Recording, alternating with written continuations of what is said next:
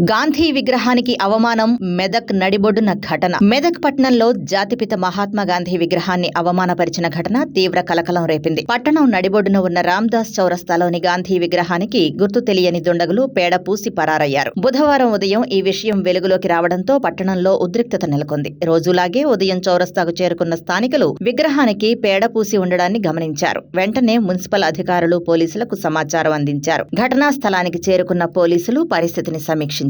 అనంతరం మున్సిపల్ సిబ్బంది విగ్రహాన్ని శుభ్రం చేశారు. దేశానికి స్వాతంత్ర్యం సాధించి పెట్టిన మహాత్ముడి విగ్రహాన్ని అవమానించడంపై పట్టణ ప్రజలు తీవ్ర ఆగ్రహం వ్యక్తం చేస్తున్నారు. బాధ్యులపై కఠిన చర్యలు తీసుకోవాలని డిమాండ్ చేస్తూ అఖిలపక్షం ఆధ్వర్యంలో ఆందోళన చేశారు. ఈ ఘటనపై కేసు నమోదు చేసిన పోలీసులు నిందితులను గుర్తించేందుకు పరిసర ప్రాంతాల్లోని సీసీ కెమెరాల ఫుటేజీలను పరిశీలిస్తున్నారు. రాత్రి వేళల్లో నిఘా లేకపోవడం వల్లే దుండగులు రెచ్చిపోతున్నారని, ప్రధాన కూడళ్లలో పహారా పెంచాలని కోరుతున్నారు.